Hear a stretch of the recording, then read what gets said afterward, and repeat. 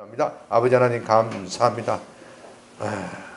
오늘 우리에게 꼭 필요한 말씀 주시고 주님께서 우리 마음에 성령으로 채워 주시옵소서. 예수님 이름으로 기도드립니다. 아멘. 조금 전에 제가 생각을 달리하자 하는 말씀을 드렸습니다. 설교도 생각의 틀을 깨야 되겠다 하는 생각이 들었습니다.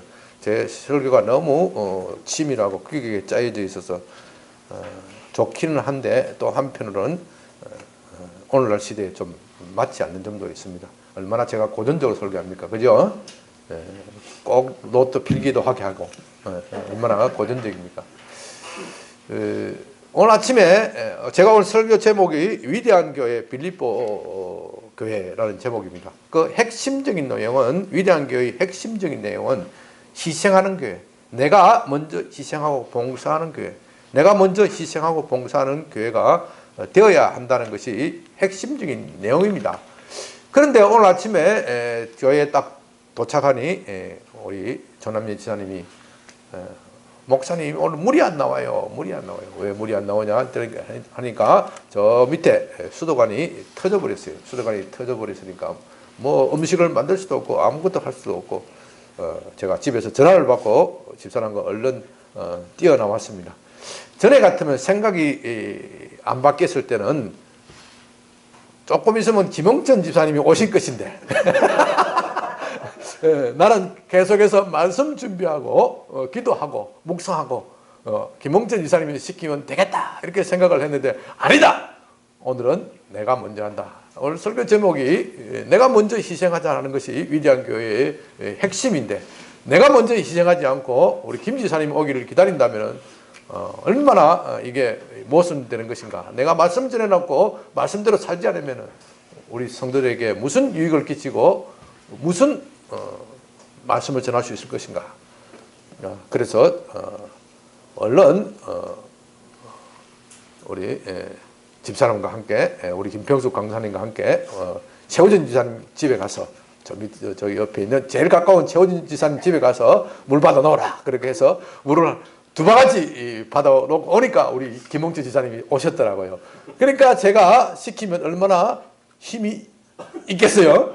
내가 먼저 받아왔으니까 당신이 먼저 해야 한다. 아무 불만이 있을 수 없어요? 없어요? 없죠. 김홍진 지사님이 또 제가 평소에도 불만이 없어요. 불만이 없으신 분인데 우리 목사님이 직접 물 뜨고 이렇게 하셨으니까 나도 더 해야 되겠다. 이랬더니 이 물이 갑자기 엄청 생각도 안 나는 물이 쏟아졌어요. 우리 김재인 전도사님도 물 사오고 이 사람도 사오고 저 사람도 사오고 뒤에 물이 꽉 차버렸어. 생각을 달리하면은 풍성해진다. 생각을 달리하면 풍성해진다. 우리가 생각을 달리합시다. 요한복음 12장 24절에서 예수님께서 하늘의 밀이 땅에 떨어져 죽지 않으면 하늘 그대로 있고 죽으면 많은 열매를 맺는다고 하셨습니다. 위대한 인물 뒤에는 위대한 어머니가 있습니다. 위대한 나라 뒤에는 위대한 국민이 있습니다.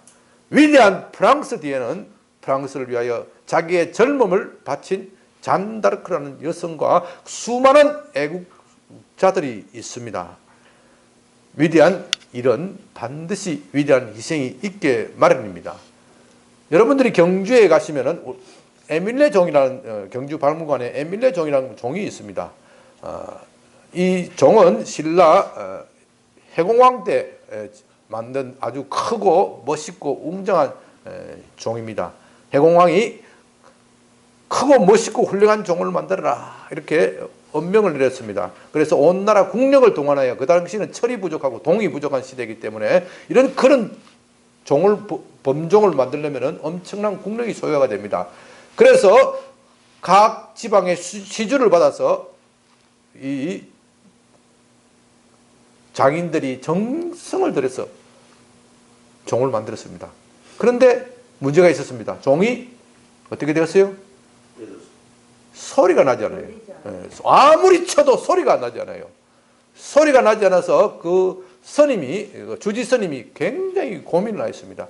고민을 하였는데 갑자기 어느 날 밤 꿈에 하늘에서 밝은 빛이 나더니 그 시주로 받은 아이를 녹여서 다시 만들어라. 그런 음성이 들렸습니다. 깜짝 놀라서 깨어나서 보니 꿈이었습니다. 며칠 전에 시주를 받으러 가는데 어느 가난한 집에서 나는 시주할 것이 아무것도 없으니 이 아이나 가져가시오 하고 젖먹이 아이를 내놓더라는 것입니다. 그래서 아이를 어떻게 내가 받아가느냐, 그 어머니는 아마 농담 삼아 그랬을지도 모릅니다.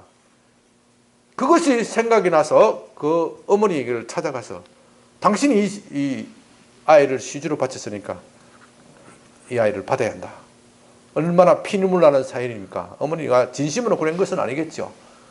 어찌됐든 그 아이를 다시 뜨거운 샘물에 녹여서 범종을 만들었더니 아주 맑고 웅장하고 좋은 소리가 났다고 합니다. 그런데 그 소리에 뭐라고 합니까? 그 소리가 에밀레, 엄마를 부르는 소리. 그래서 에밀레종이다 하는 전설입니다.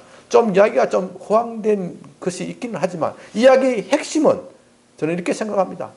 위대한 작품 뒤에는 위대한 희생이 있다. 위대한 작품 뒤에는 위대한 희생이 있다.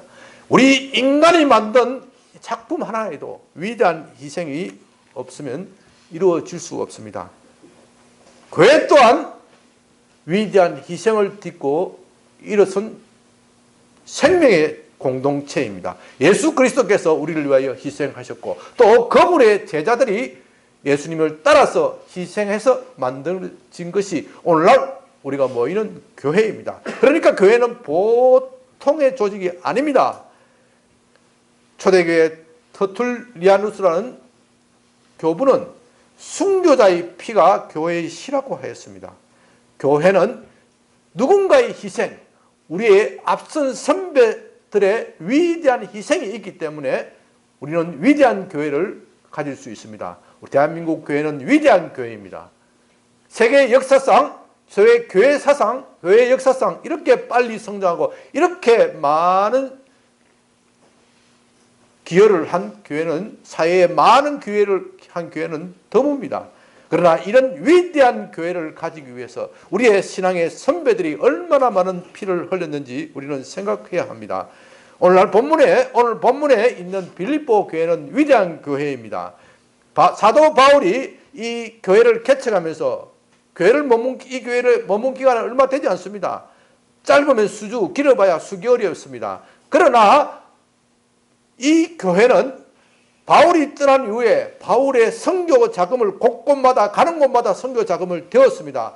또 바울이 로마에 갇혔을 때는 에바 브라디도라는 교회 지도자를 보내어 그의 옥바라지를 하게 하였습니다. 옥바라지라는 것은 옛날 지금이나 쉬운 게 아니에요.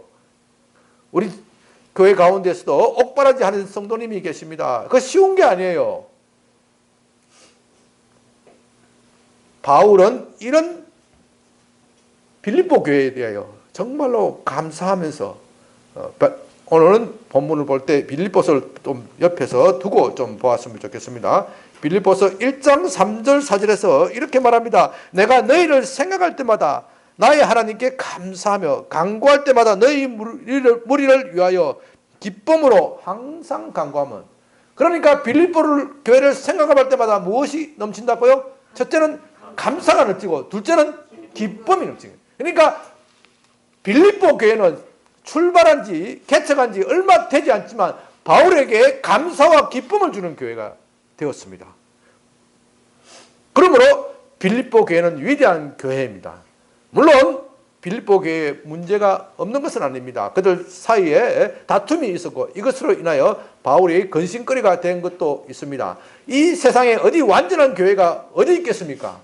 그럼에도 불구하고 우리는 빌립보 교회를 위대한 교회라고 할 수가 있습니다.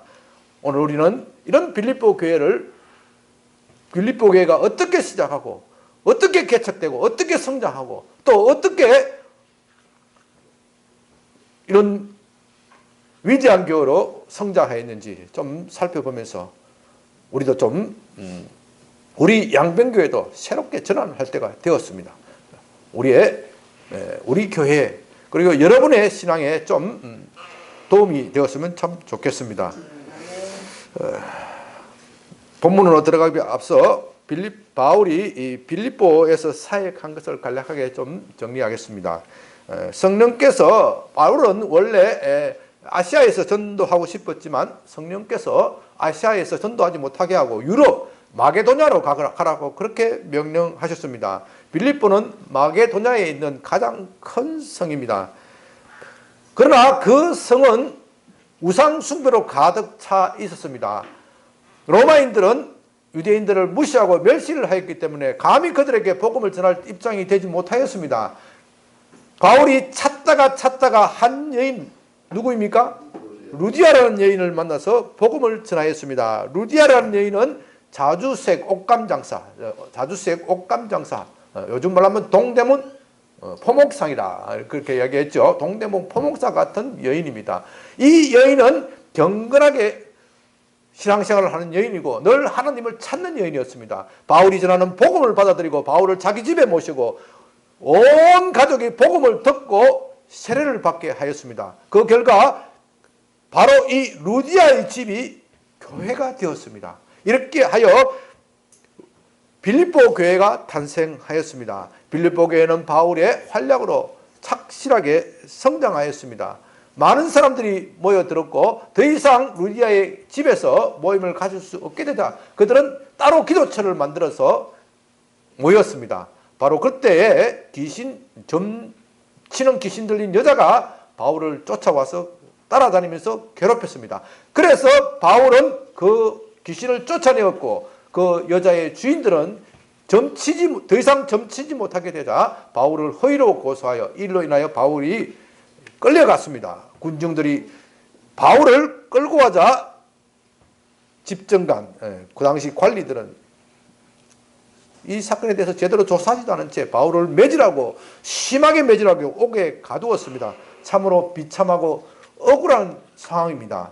그러나 바울은 그 감옥에서 어떻게 하였습니까? 기도하고 찬송하였습니다. 그럴 때 하나님께서 놀라운 기적을 나타내셨습니다. 지진이 일어나고 옥문이 열리고 온 죄수들의 매인 것이 다 풀려버렸습니다. 이에 간수가 놀라서 죄수들이 다 도망간 줄 알고 자기를 하려 하였습니다. 그러나 바울은 그 간수를 제지하면서 우리가 다 여기 있노라 안심하라 이렇게 했을 때 간수가 깜짝 놀라서 바울 앞에서 엎드려서 어떻게 묻습니까? 내가 어떻게 해야 구원을 받을 수 있겠습니까? 그렇게 묻습니다.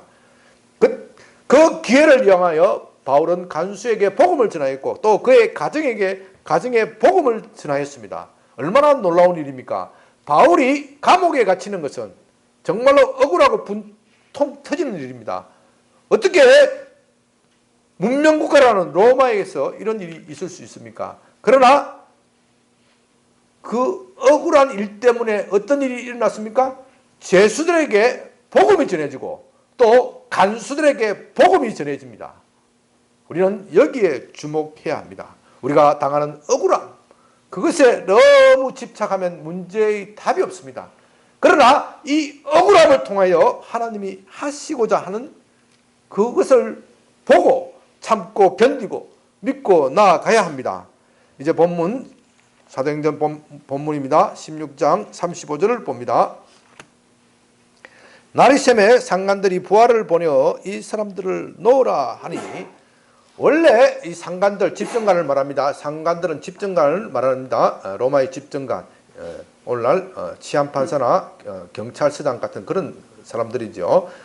집정관은 그 다음날 재판을 열어서 바울에게 공개 망신을 주고 중벌을 내리고 그리고 그 도시로 쫓아내든지 그렇게 할 예정이었습니다. 그런데 그가 갑자기 마음이 바뀌어서 바울을 석방하라고 합니다. 왜 밤새 갑자기 마음이 바뀌었을까요?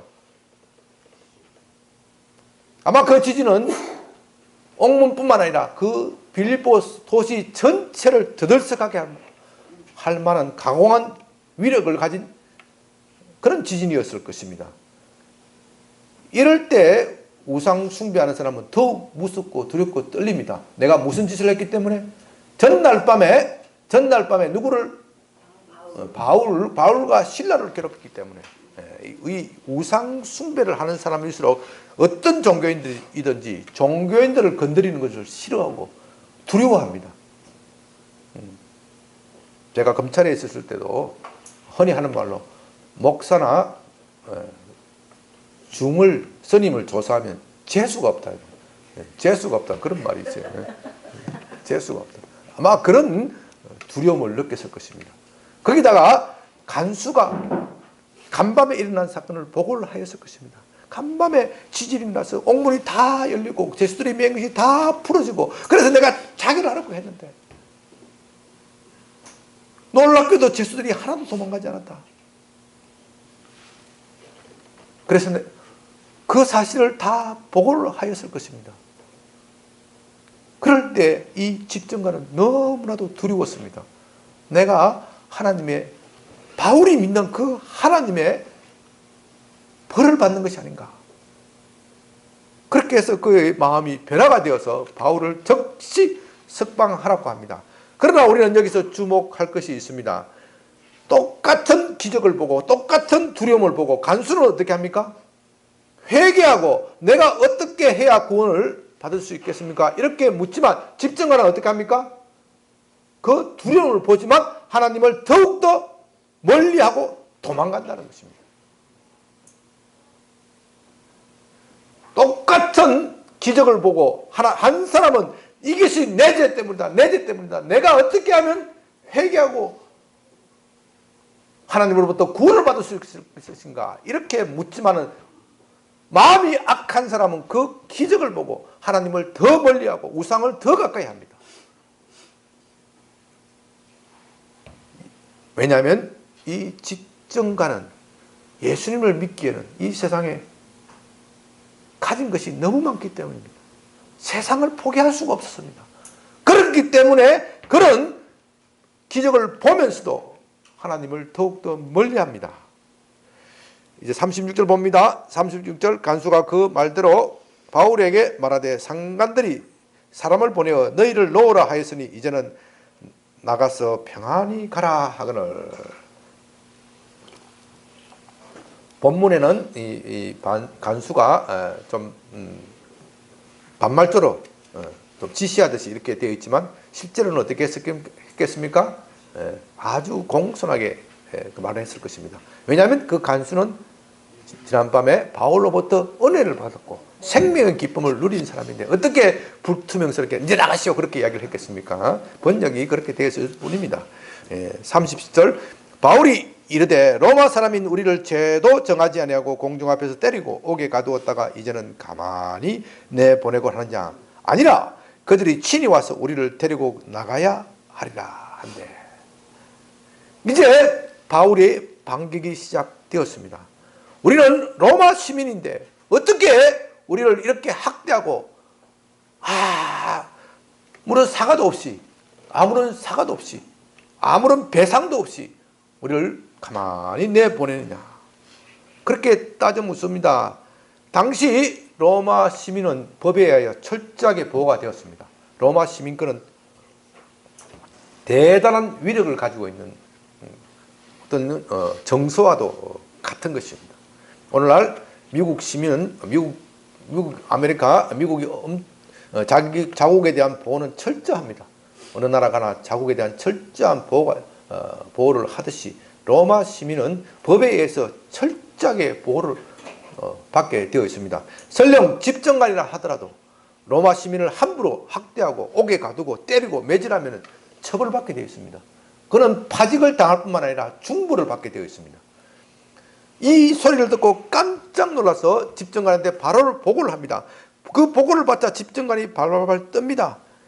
38절 부하들이 이 말을 상관들에게 보고하니 그들이 로마 사람이라 하는 말을 듣고 두려워하여 와서 그라되 데리고 나가 그 성에서 떠나기를 청하니 집정관은 깜짝 놀라서 두려워해서 잘못하면 내가 파면되지 않을까, 파면은 물론이고 또 중벌을 받지 않을까 놀라서 그 감옥까지 친히 와서 바울을 데리고 나갑니다. 내가 잘못했습니다. 내가 잘못했습니다. 다 잊어주세요. 다 잊어주세요. 그렇게 이야기했겠죠. 이것은 바로 바울이 무지함을 공개적으로 알리는 선언이나 마찬가지입니다. 그렇다면 왜 바울은 진작 로마 시민임을 밝히지 않았을까요? 왜 진작 로마 시민임을 밝혔더라면 이런 곤욕을 치르지 않았을 것인데 왜 일찍 밝히지 않았을까요? 여기에는 두 가지를 생각할 수 있습니다. 첫째는 변명할 틈이 없었을 것입니다. 변명할 틈이 없었을 것입니다. 폭도들이 몰려오고 관리들이 그 폭도들을 진정시키기 위해서 다짜고짜 바울을 때리고 학대했을 가능성이 높습니다. 거기다가 바울이 나는 로마 시민이라고 말하더라도 그들이 귀담아 듣지 않았을 것입니다. 두 번째는 바울은 이런 상황에서 자기 동족 유대인과 함께 고통을 나누고 싶었을 것입니다. 그 당시 이 빌립보 교회, 이제 시작한 교회의 대부분은 유대인입니다. 그런데 유대인은 이 로마인들에게서 철저하게 짓밟히고 멸시당하고 조롱받고 있는 상황입니다. 특히 빌립보시가 그것이 강했던 것 같습니다. 그래서 이런 상황에서 자기가 로마 시민이라고 해서 빠져나간다 그러면 빌립보 교인들이 어떻게 생각하겠습니까? 자기는 로마 시민이기 때문에 다 빠져나가고 우리는 이렇게 멸시받고 천대받는구나. 우리 목사님은 좋은 것만 다 하는구나. 그렇게 생각하지 않겠습니까?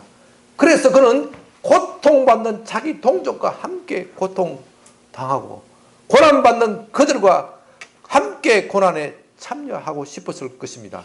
거기다가 그는 그리스도의 고난에 함께 참여하고 싶은 생각이 들었기 때문에 적극적으로 자기를 변호하지 않았을 것입니다.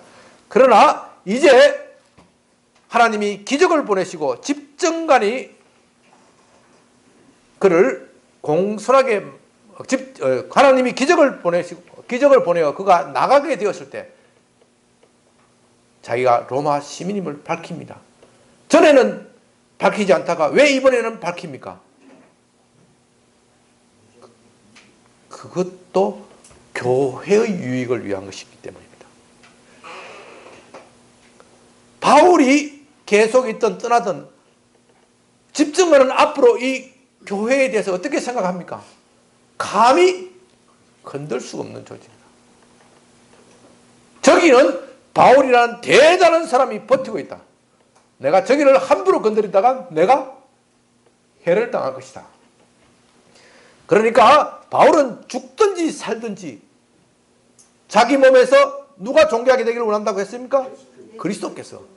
죽든지 살든지 자기가 감옥에 들어가든지 감옥에서 나오든지 오직 예수 그리스도만 존귀하게 드러나기를 원했기 때문에 바로 이런 태도를 취하는 것입니다.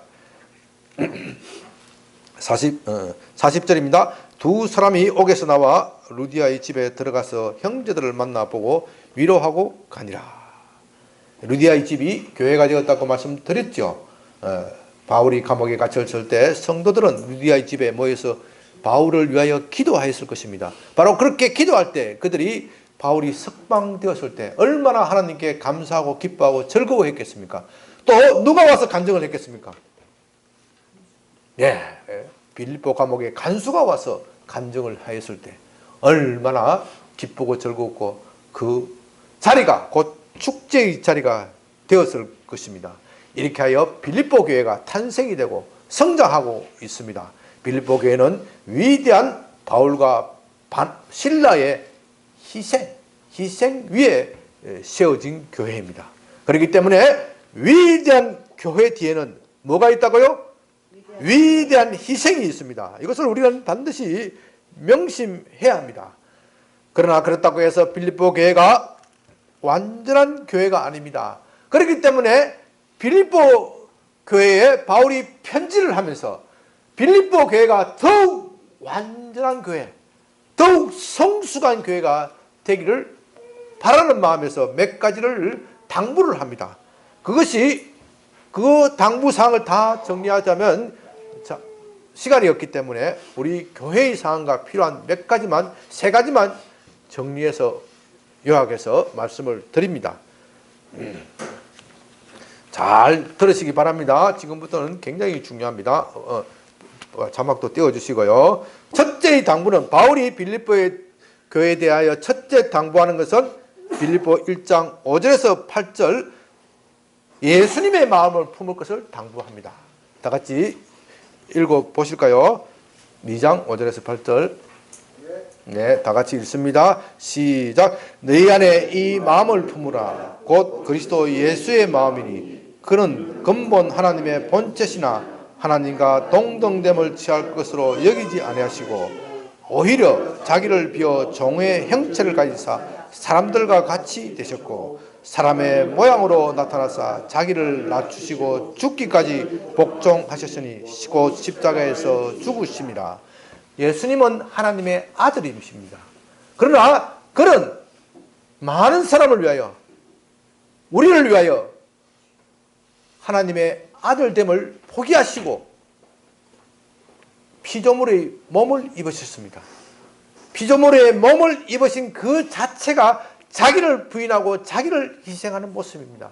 거기다가 어디까지 자기를 희생하셨습니까? 죽기까지, 곧 십자가를 지시기까지 자기를 희생하고 자기를 내어드렸습니다.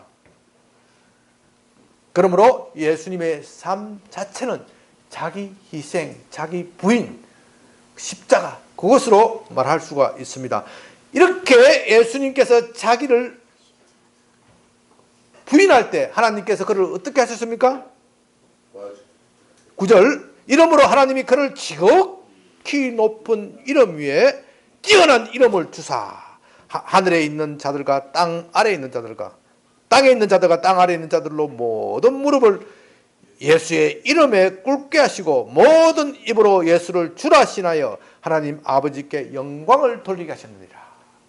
예수님께서 자기를 부인하고 자기를 희생하고 십자가를 지기 가장 낮은 자리, 가장 비참한 자리까지 내려가셨을 때 하나님은 그를 가장 높으신 자리에 올리셨다는 것입니다. 이것이 위대한 교회의 출발입니다. 위대한 교회의 출발은 자기 희생에 있습니다. 자기를 희생하는 거기에 있습니다. 우리는 늘 어려움을 닥치고 위기를 닥칠 때 늘 하는 말이 있습니다. 너가 먼저 해. 너가 먼저 해. 그러면 나도 따라할게. 이렇게 하면 꼭 싸움이 생겨요. 집안도 그렇고 사회도 그렇고 직장도 그렇고 네가 먼저 해. 네가 먼저 몸을 보여. 목사가 평신도에게 당신이 먼저 모범을 보이시오 하면 평신도는 목사님이 먼저 하세요. 이렇게 하면 어떻게 돼요? 싸움이 생겨요. 싸움이 생겨요. 서로 화합이 되지 않습니다. 평신도가 목사님이 목사님이니까 먼저 솔선수범하세요. 이렇게 말하면은 그러면 우리가 따라갈 것입니다. 이렇게 말하면은 문제가 해결되잖아요. 목사도 평신도도 내가 먼저 한다. 제가 모두에서 말씀드렸지 않습니까? 우리 교회는 참 이런 것이 입증이 되는 것이라서 참 감사하고 기쁩니다. 수돗물이 터질 때 내가 먼저 내가 먼저 이 위기를 극복하는 것. 이것이 중요합니다. 두 번째는 빌립보서 4장 6절에서 7절인데 어떠한 일을 만나도 염려하지 말고 기도할 것을 당부합니다. 어떠한 일을 만나더라도 염려하지 말고 기도할 것을 당부합니다. 다 같이 빌립보 4장 6절 7절. 아무것도 염려하지 말고 다만 모든 일에 기도와 간구로 너희 구할 것을 감사함으로 하나님께 아뢰라. 그리하면 모든 지각에 뛰어난 하나님의 평강이 그리스도 예수 안에서 너희 마음과 생각을 지키시리라. 자기를 희생하는 것이 공동체를 살리고 우리 가정을 살리고 우리 교회를 살리고 우리 사회를 살리고 우리 나라를 살리고 위대한 교회를 만든다는 걸 모르는 사람이 누가 있겠습니까? 문제는 우리 내재적인 힘으로서는 자기를 희생하고 자기를 부인할 힘이 없다는 것입니다. 내가 희생해버리면 나는 뭐가 되는 거야? 나는 뭐가 되는 것이야? 우리는 늘 그런 불안이 있습니다. 내가 희생하더라도 저 사람이 안 따라오면 어떡해? 나만 흔히 하는 말로 쪼다가 되는 거예요. 나만 쪼다가 된다. 이런 생각이 강합니다. 그렇기 때문에 우리는 내 속에서 자기를 희생할 힘이 없습니다. 거기다가 위기를 만나면 얼마나 불안하고 초조하고 염려가 되고 근심, 걱정이 됩니까? 위기가 실제로 오기도 전에 염려와 위기, 근심, 걱정 때문에 이것이 억눌려서 병이 나고 이것에 눌려서 스트레스 받고 우울증 걸리고 자살 충동 느끼고 져버리죠. 그렇기 때문에 바울은 어려운 일을 만날 때 뭐라고 합니까? 염려하지 말고 뭘 하라고요? 기도와 간구, 기도와 간구, 기도와 간구는 같은 말이에요. 네, 같은 말이에요. 기도와 간구 똑같은 말이에요. 반복을 했어요. 기도가 중요하다는 거예요. 기도가 중요하지 말다. 기도가 중요하다. 기도하라. 염려하지 말고 기도하라. 모든 일에 기도하라. 그리고 너희 구할 것을 감사함으로 하나님께 아뢰라. 감사하기가 쉽지가 않지요. 어려운 일을 만나는데, 위기를 만나는데 어떻게 감사가 됩니까? 그러나 억지 감사라도 하라는 겁니다. 억지 감사라도 하라는 것입니다. 그러므로 감사는 믿음으로 하는 것입니다. 믿음으로 하는 것입니다. 기도할 때 믿음으로 기도하라는 것입니다. 믿음으로 기도하라는 것입니다. 이럴 때 어떤 약속이 주어집니까? 그러면 모든 지각에 뛰어난 하나님의 평강이 그리스도 예수 안에서 너희 마음과 생각을 지키시라. 여러분, 여기에 참 중요한 말씀입니다. 중요한 약속입니다. 우리가 기도할 때 이 문제가 해결된다고 합니까? 그런 약속을 줍니까? 아닙니다. 이 본문에서는 그런 약속을 주어지지 않고 무슨 약속을 주어집니까? 하나님의 평강. 하나님의 평강. 우리 앞에 산더미처럼 밀려오는 파도를 보더라도 그 파도를 보면 어떻게 해요? 무섭고 두렵고 떨립니다. 저 파도에 떠내려가면 나는 이제 곧 죽는다. 그 생각하면 파도가 오기도 전에 이미 익사야, 익사. 이미 파도가 오기 전에 익사, 죽어버려.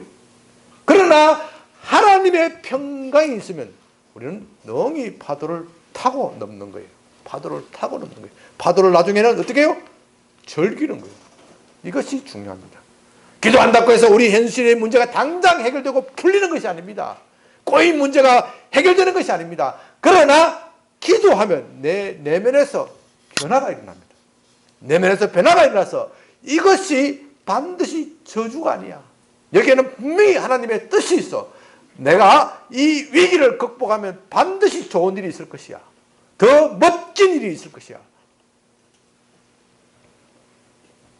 여러분이 알다시피 저도 참 요즘에 고난이 많습니다. 그렇게 제 입장에서는 그렇게 큰 수익을 주는 건 아니지만 그래도 교도소장을 하면 고정적인 봉급받고 편안하고 그런 점에서 따뜻하잖아요. 따뜻한데 갑자기 내몰리니까 망망한 바닷속에 망망한 대 속에 혼자 있는 느낌이 들더라고요. 그러다가 요즘 변호사 업계가 얼마나 살벌한지 모릅니다. 옛날하고 다르대요. 제가 7년 전에 떠날 때하고 또 다르더라고요. 다들 제 나이 되니까 한숨 푹푹 쉬면서 말을 안 하지만 속으로 나오려면 진작 나오지. 그런 표정을 짓고 있더라고요. 그러니까 그 사람들 보니까 밥맛이 안 나. 밥맛이 안 나. 아이고 참 내가 어떻게 해야 되나. 내가 또 집에 그 말을 또 분위기를 이야기하면 또 그 분위기가 어떻게 돼요? 딱 정가가 돼가 둘이서 앉아가지고 야 이건 이제 우리 집 이거 뭐 팔든지 줄이든지 뭘 해가 이제 우리 조건사님 옆에 있는 수지로 가자. 뭐 이제 초긴축 상태 수지로 가자. 별별 생각을 다 하는 거예요. 아니면 뭐 이렇게 정말 어떻게 살아가야 되나 염려, 근심, 걱정이 됩니다. 도리가 없죠. 뭐 해결할 방법이 없죠. 기도하면 그 근심이 물러갔다가 기도하지 않으면 또 돼요.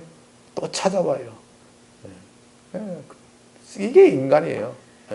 기도하면 하나님이 길 열어주실 거야. 하나님께서 내가 어떤 상황에 있어도 염려하고 근심하고 걱정하지 말고 복음 위하여 사역하면 반드시 먹여주고 재워주고 입혀주고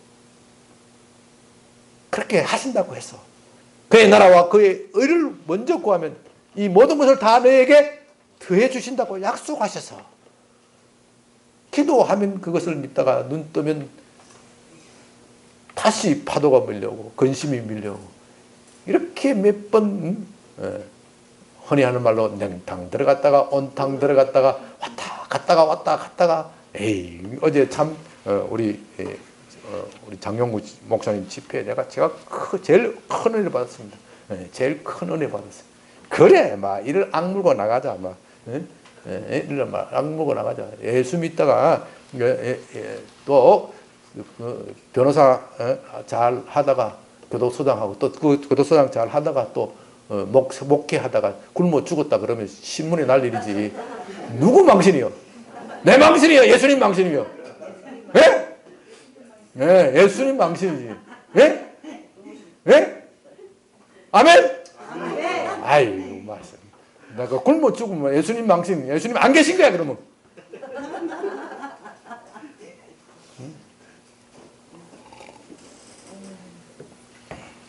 이렇게 기도하니까 마음이 편해져요. 편해지고 내가 앞으로 무슨 사역을 해야 되겠다. 무슨 사역을 해야 되겠다. 생각이 자꾸 새롭게 나는 거예요. 그렇게 보니까 할 일이 너무너무 많아. 너무너무 많아. 그래서 내가 오늘 신발 거꾸로 신었다니까요. 신발이 왜 안 맞지? 똑같은 생각하면 발전이 없어. 그렇게 보니까 내가 할 일이 너무너무 많은 거야. 목회도 많지만은 이 세상에 불쌍한 사람이 얼마나 많아. 나는 그동안 따뜻한 고객 만나서 따뜻하게 돈 챙길 생각만 했어. 근데 얼마나 불쌍한 사람이 많아. 저 불쌍한 사람 많으면은 내가 종례 받던 것보다 디스카운트 해주면은 밥 먹고 사는 걱정 없어. 걱정 없어. 앞으로 일이 너무 많아서 변호사 몇 명 채용해야 될지도 몰라. 내가 그게 고민이야 이제. 응? 생각을 달리해야 돼. 생각을 정리하던 식으로 하면 안 돼. 왜 꼭 양복에는 까만 신발을 신어야 돼? 그 법칙이 어디서 나왔어? 생각을 달려야 돼. 생각을 기업도 그렇고 여러분 가정도 그렇고 생각을 달려야 돼. 똑같은 식으로 하면 발전이 없어. 무엇을 할 때 이런 아이디어가 생겼다고요? 기도할 때 마음이 편해지고 기도할 때 새로운 아이디어가 나온단 말이죠. 마음이 편해져야 새로운 아이디어가 나오지. 염려, 근심, 걱정에 눌리면은 새로운 아이디어까지 다 사라져버려. 아무것도 생각이 안 나. 까맣게 돼버려. 실제로 그 일이 일어나기 전에 압사해 죽는다니까. 우리 믿는 사람은 절대로 그렇게 하시면 안 됩니다. 세 번째로 바울은 빌립보서 4장 4절에서 항상 기뻐할 것을 당부합니다. 다시 한번 봅니다. 빌립보서 4장 4절 다 같이 이건 너무나도 중요한 구절입니다. 빌립보서 4장 4절 시작. 주 안에서 항상 기뻐라. 내가 다시 말하노니 기뻐하라. 이 기뻐하라는 명령은요, 기뻐할 수 있는 상황에서 기뻐하라는 것이 아닙니다. 그것은 말할 필요가 없어요. 말할 기쁘고 슬프고 너무나도 좋은 일이 나고 너무나도 사업이 잘 되고 잔치 같은 집안인데 뭐 기뻐하라고 말하겠어요. 그걸 말하는 것이 아니고 고난 속에 있고 기뻐할 일이 전혀 없고 세상에 짜증나고 우울하고 직장에서 쫓겨나고 인정 못 받고 학업도 잘 안 되고 공부도 잘 안 되고 되는 일마다 꼬이고 그럴 때도 어떻게 하라고요? 기뻐하라. 그럴 때도 기뻐하라. 어떻게 그렇게 기뻐할 수 있습니까? 사람들은 기쁨이라는 것은 감정의 문제라고 생각합니다. 감정이 올라야 기뻐할 거 아니냐. 좋은 일이 있어야 기뻐할 거 아니냐. 기쁜 일이 있어야 기뻐할 거 아니냐. 그렇게 생각하지만 바울은 이것은 의지의 문제다. 너희는 감정에 의해서 지배를 받지 말라. 감정을 컨트롤하라. 어떻게 이런 일이 있을 수 있습니까? 그 비결은 주 안에 있는 겁니다. 그러니까 주 안에서 기뻐하라는 겁니다. 주 안에 있는 것입니다. 예수님 안에 있고 예수님을 믿으면 기뻐할 수 있다. 왜냐하면 예수님께서도 그리 하셨기 때문에. 예수님께서 왜 십자가를 지셨습니까? 자기 앞에 있는 기쁨을 보고 그것을 참고 견디고 십자가를 지셨다고 말합니다. 이브리서 12장 2절에 그는 자기 앞에 있는 기쁨을 보고 자기를 희생하고 고난을 당하셨다. 그렇게 말씀합니다. 그러므로 기뻐하라는 이 명령은 믿음으로 기뻐하라는 것입니다. 믿음으로 기뻐하라는 것입니다. 이것이 바로 위대한 교회를 이루는 세 가지 비결입니다. 첫째는 뭐예요? 첫째는 예수님의 마음을 품을 것. 그러니까 예수님의 마음은 자기 희생의 마음. 둘째는 뭐라고요? 기도하는 것. 이 자기 희생의 마음은 내 내재적인 힘으로 생기지 않고 무엇을 할 때 생긴다? 기도할 때 생긴다. 세 번째는 항상 기뻐하라. 그러니까 이것은 믿음으로 할 때 하나님께서 우리에게 기쁨을 주시고 그 기쁨의 능력으로 이것을 해 나가는 것이다. 이제 말씀을 마칩니다. 저는 최근에 참 감명 깊게 읽은 책이 하나 있어서 가져나왔습니다. 송중기 목사님이라는 젊은 목사님이 쓴 책인데 보세요. 제목이 끝까지 가라. 끝까지 가라. 야, 내가 왜 또 이런 어려운 상황에 하나님 내 앞에 이런 책을 턱 던져주셨는지 몰라. 턱 던져주셨는지. 끝까지 가라. 끝까지 가라. 끝까지 가라. 이분의 목회 철학은 성경대로 한번 목회해보자는 겁니다. 성경대로 한번 목회해보자. 대형교회든 소형교회든 가정교회든 무슨 교회든 성경대로 한번 목회를 해보자. 성경대로 한번 목회를 해보자. 그래서 오직 하나님만 바라보고 사람들에 의지하지 않고 목회를 해봤다고 합니다. 홍대 얼마나 젊은이들이 많은 홍대 입구입니까? 홍대 입구. 거기서 복음을 전하고 어렵고 힘든 젊은이들에게 복음을 전하고 뭐 교회를 개척할 돈도 없으니까 당연히 뭐 카페 같은 데서 예배드리고 또 가정집에서 예배드리고 이런 그것을 하면서 한 사람 젊은이를 붙들고 예수님처럼 예수님의 제자처럼 붙들고 그들을 위하여 기도하고 함께 목회를 했다고 합니다.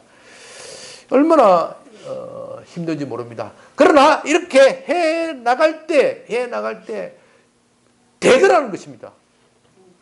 안 될 것 같은데 되더라는 것입니다. 많은 젊은이들이 찾아오고 회심하고 그래서 홍대뿐만 아니라 이제는 이태원에도 진출하고 그렇게 했다는 겁니다. 저는 이 책에서 가장 감명 깊게 읽은 핵심은 그렇게 하는 것의 핵심은 자기 희생입니다. 성경대로 한다는 것은 자기를 희생하지 않고 자기를 부인하지 않고서는 될 수 없는 일입니다. 이 책을 읽으면서 저도 많은 생각을 하였습니다. 제가 교도소를 나온 것, 출소한 것이라니 7년 만에 출소한 것 이게 그냥 나온 게 아니에요. 우연히 나온 것이 아니에요. 내가 교도소 들어갈 때도 내 뜻이 아니었고 나올 때도 내 뜻이 아니에요. 왜 하나님께서 나를 다시 내보내셨는가 많은 생각을 하게 되었습니다. 한국 교회는 한때 위대한 교회였지만 지금은 암담한 현실 속에 있습니다. 교회가 조롱받고 있습니다. 사회로부터 조롱받고 있고 국가도 교회를 이제 존중하지 않는 시대가 되었습니다. 교회의 가치를 무너뜨리는 여러 가지 법들이 쏟아져 나옵니다. 한국 교회는 위기에 있습니다. 반기독교적 정서, 문화 이것들이 너무나도 만연되어 있어 앞으로 교회가 어떻게 될지 심히 걱정스럽습니다. 그러나 여러분 교회가 무너지면 국가도 무너지고 가정도 무너지고 사회도 무너진다는 것을 알아야 합니다. 우리는 교회를 지켜내야 되고 지켜내는 것을 넘어서서 위대한 교회를 만들어야 합니다. 우리의 선배들이 만들었던 위대한 교회를 다시 한번 만들어야 합니다. 여러분, 지도를 펴놓고 보십시오. 이 땅에 잘 나간 나라, 거의 예외 없이 위대한 교회를 가진 나라입니다. 영국이 세계를 제패할 수 있었던 것도 위대한 교회가 있기 때문입니다. 독일이 세계 최고의 선진국이 될 수 있는 것도 위대한 교회가 있기 때문입니다. 오늘날 미국이 전 세계를 제패하고 있는 것도 위대한 교회가 있기 때문입니다. 그러나 여러분, 위대한 교회가 없는 중국, 러시아는 어떻습니까? 그들의 나라가 강대국일지 모르지만 우리는 결코 그들의 나라를 본받고 싶어 하지 않습니다. 얼마나 인권을 유린하고 자유가 없는 나라입니까? 교회가 약하고 교회가 질식당하고 있기 때문에 그런 일이 일어나는 겁니다. 교회는 사회 윤리, 이 국가를 질서를 유지하는 원천입니다. 사람들이 하나님을 두려워하지 않고 다음 있을 세상에 대한 심판을 두려워하지 않는다면 어떻게 윤리가 바로 설 수 있겠습니까? 우리가 이제 수요일보다 종말론을 강의를 할 텐데 종말론을 믿지 않으면 어떻게 도덕이 유지가 되겠습니까? 그러므로 교회는 이 사회의 질서를 유지하는 근간입니다. 그래서 제가 이 교회를 달리 살려야 되겠다. 내가 이 한국 교회를 다시 살려야 되겠다. 저 혼자 어떻게 한국 교회를 다시 살립니까? 어떻게 감히 그런 일을 할 수 있습니까? 내가 할 수 있는 것을 다 해보겠다. 내 수준에서, 내 범위 내에서 할 수 있는 일을 다 해보겠다. 그래서 우리 양변교회를 좀 위대한 교회로 만들고 싶다. 그런 소원이 제 마음속에 불같이 솟아올랐습니다. 지난주에 우리가 하나님께 10배를 간구하자. 우리 교회가 40명에서 500명의 교회로 도약하자. 이렇게 이야기를 하니까 집에 가니까 우리 아들놈이 아빠를 참 비웃대요. 네. 아빠가 참 요새 힘들더니 참 악을 쓰시는구만. 그런 표정으로 이야기를 합니다. 어떻게 갑자기 요즘 전도도 안 되는 시대에 어떻게 500명 목표를 합니까?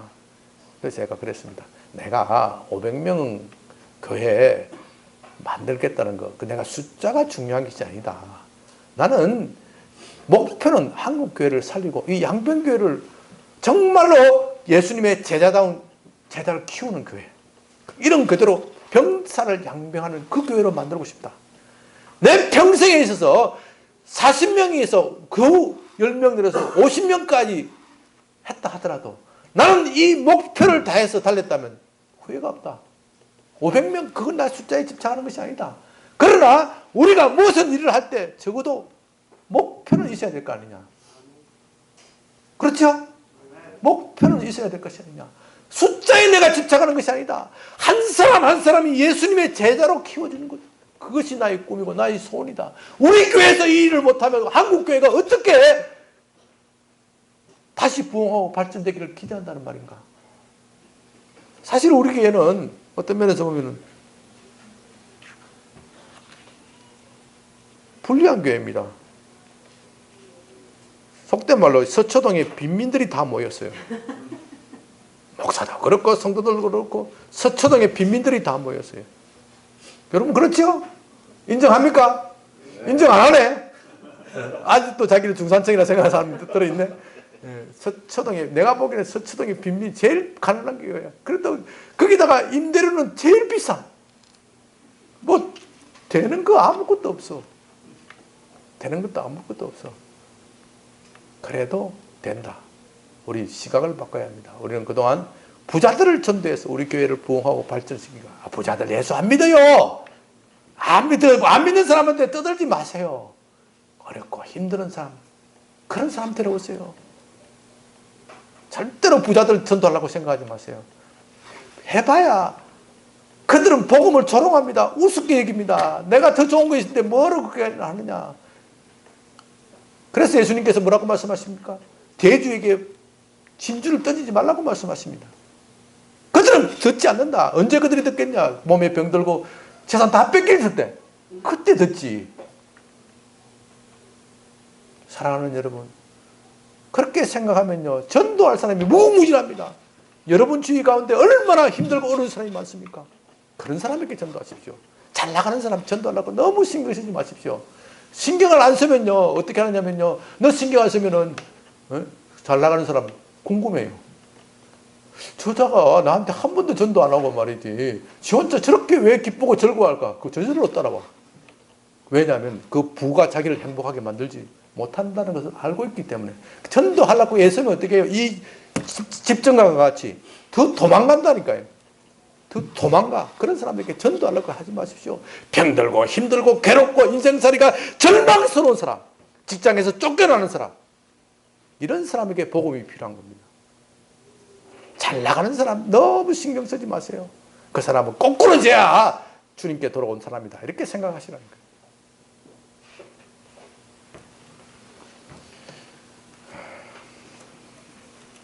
사랑하는 여러분, 위대한 교회는 자기 희생을 하는 데서부터 시작이 됩니다.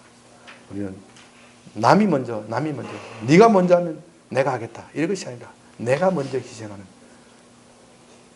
그런 마음으로 우리 교회를 다시 시작했으면 좋겠습니다. 아멘. 아버지 하나님, 감사합니다. 우리에게 참된 교회가 무엇인지 가르쳐 주심을 감사드립니다. 성령께서 우리 마음을 사로잡아 주시옵시고, 우리의 못된 버릇, 자기를 희생하는 것이 아니라 다른 사람을 희생시키고 딛고 일어서려는 이 나쁜 버릇을 고쳐 주시옵시고, 내가 먼저 희생하고 내가 먼저 주의 교회를 세우는 교회가 되게 하여 주시옵소서. 아멘. 가정이 되게 하여 주시옵소서. 이 나라가 되게 하여 주시옵소서. 예수님 이름으로 기도드립니다. 아멘.